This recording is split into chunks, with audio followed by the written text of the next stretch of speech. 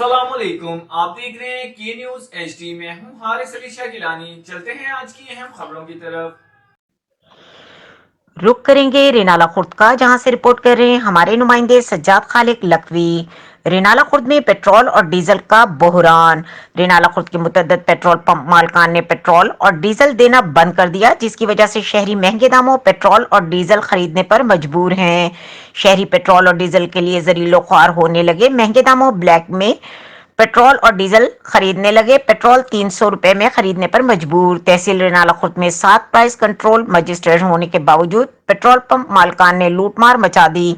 कोई पूछने वाला नहीं। शहरियों ने डिप्टी कमिश्नर उकाड़ा और असिस्टेंट कमिश्नर रेनाला खुर्द से कार्रवाई का मुतालबा कर दिया।